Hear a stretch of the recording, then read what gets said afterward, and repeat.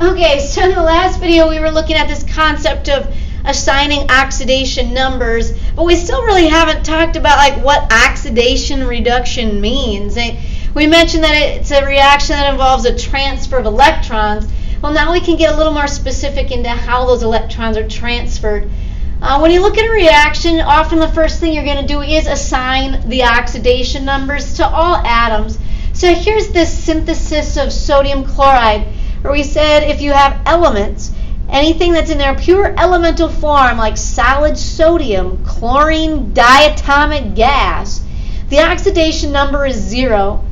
In an ionic compound, the oxidation number is just the charge.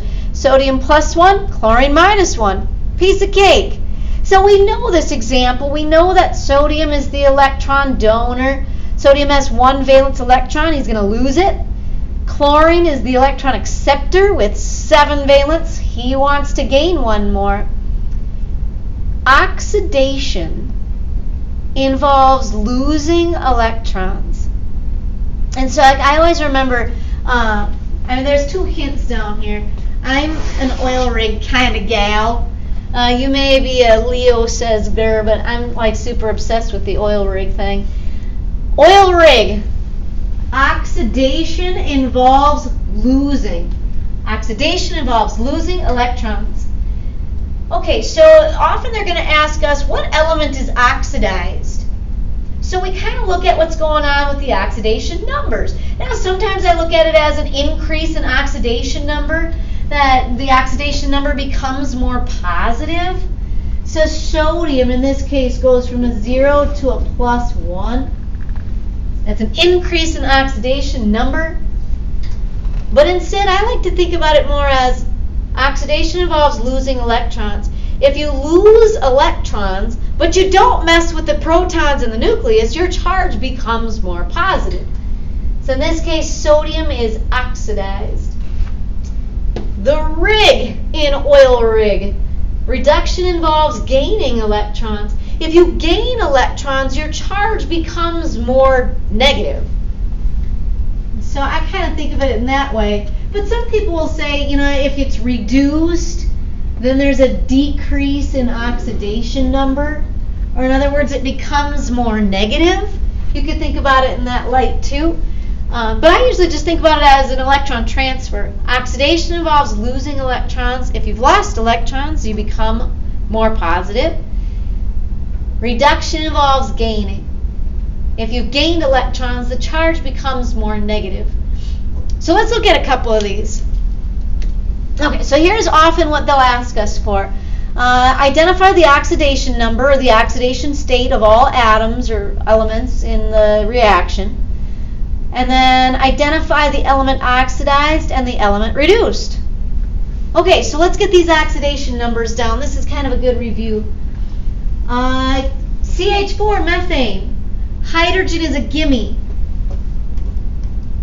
Always +1. Whoa, this is kind of weird. -4 on the chlorine, on the carbon. That's okay. In this case, carbon has a higher electronegativity. So the electrons in these 4 carbon-hydrogen bonds will be held slightly closer to the carbon. O2 oxygen gas, 0. Elemental form. Oxygen in a compound, always -2. Which leaves this carbon as +4. That's okay. Carbon's bonded to something different. When bonded to oxygen, oxygen has a higher electronegativity. So the electrons will be closer to the oxygen, leaving carbon slightly positive. And in water, it's always -2. Always +1 on the hydrogen. So we got all the oxidation numbers down. And we're looking for oxidation numbers that change. Let's see here. Carbon changes. Carbon goes from a -4 to a +4. Hydrogen stays the same. So hydrogen is neither oxidized nor reduced. But oxygen does change. He's -2 in both cases. Okay, so oxidation involves losing electrons. If you lose electrons, your charge becomes more positive. That should be the carbon. Oil rig. Reduction involves gaining electrons. If you gain electrons, your charge becomes more negative. This is the oxygen. There, that's it. That's all there is to it. Here's an ionic synthesis. As an element, solid aluminum has an oxidation number of 0. Diatomic chlorine gas, 0. In an ionic compound, this is ionic because aluminum's a metal, then I just go with the charges on the periodic table. +3, -1. And that should give me a neutral compound. Okay, so we got the oxidation numbers. Oxidation involves losing electrons. If I lose electrons, my charge becomes more positive. 0 to +3. Aluminum is oxidized. Rig. Reduction involves gaining electrons. If I gain electrons, my little charge becomes more negative. Chlorine goes from 0 to a -1. Chlorine is reduced. See, you like this. I know you do. You're catching on. Let's see if we got one more. Okay, all kinds of good stuff here. Lead sulfide is ionic. Lead's a metal. So I just look at the periodic table and find the charges.